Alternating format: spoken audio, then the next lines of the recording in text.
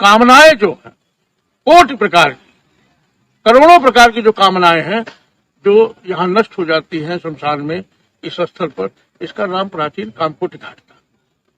विश्वविख्यात राजा हरिश्चंद्र घाट का वर्णन पुराणों में कहां पर मिलता है महाराज, और इस घाट की क्या विशेषता है?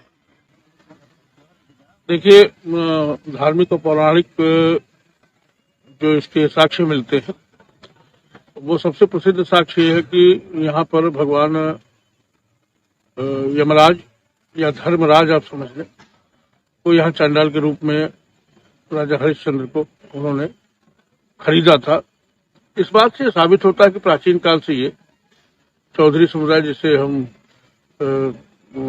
डोम समुदाय कहते हैं, उनकी बस्ती रही है और उन्हीं के रूप में, चांडालों के रूप में ही धर्म यहाँ निवास करते थे सतयुग में, जबकि राजा हरिश्चंद्र का काल था। अब ये वही निवास करते थे जहां श्मशान होता था। अब 10वीं सदी तक यह घाट धर्म की मान्यता से बड़ा उच्च था। जो पंचक्रोशी परिक्रमा यहीं से प्रारंभ होती थी, ऐसा इतिहासकारों ने भी वर्णन किया है कई जगह, और धार्मिक ग्रंथों में भी इसका उल्लेख मिलता। अब प्रश्न ये आता है कि इसका असली नाम क्या है। हरिश्चंद्र के बाद तो यह हरिश्चंद्र घाट हो गया, क्योंकि वो अयोध्या के राजा थे, भूमंडल के सम्राट थे, उन्होंने यहाँ पर चंडाल कर्म किया, इसलिए उनके नाम से विख्यात हुआ। यहाँ त्रिदेवों ने अपना प्रागट्य किया। भगवान धर्मराज ने जो चांडाल के रूप में उपस्थित हुए, उनका प्रागट्य यहाँ हुआ। महर्षि विश्वामित्र का प्रागट्य यहाँ हुआ। उन सब ने मिलकर यहाँ यम धर्मेश्वर की स्थापना की, जो शिवलिंग आज मशाननाथ के रूप में जाना जाता है। तो ऐसी पौराणिक आख्यान मिलते हैं।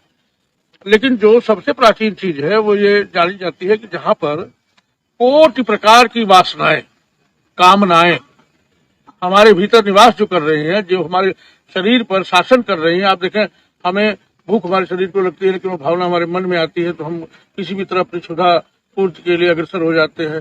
तो कामनाएं जो है कोटि प्रकार की, करोड़ों प्रकार की जो कामनाएं हैं जो यहाँ नष्ट हो जाती हैं शमशान में, इस स्थल पर, इसका नाम प्राचीन कामकोटि घाट था। कामकोटि शमशान था जहाँ कोटि प्रकार की कामनाएं विनष्ट होती थी, दग्ध होती थी। और यहाँ पर महर्षि अंगिरा, भगवान दत्तात्रेय, दुर्वासा से लगाए बामा खेपा, स्वामी विवेकानंद, ठाकुर रामकृष्ण परमहंस, गुरु नानक, इन सबने समय समय पर अपनी आध्यात्मिक क्षमताओं को बढ़ाने के लिए इस जगह का उपयोग किया, तपस्या की। वास्तव में ये साधकों की भूमि।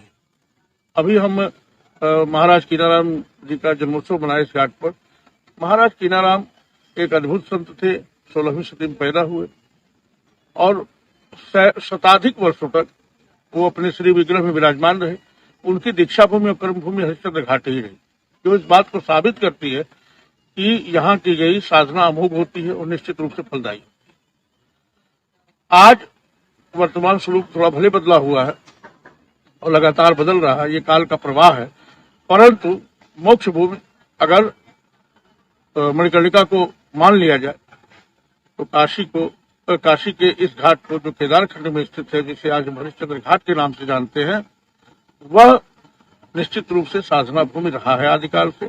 और यहाँ साधना के माध्यम से जीवों का जो कष्ट है उसको हरने के लिए तमाम सत्पुरुषों ने, महापुरुषों ने साधना की, सिद्धि प्राप्त की और जन कल्याण के मार्ग पर अग्रसर हुए।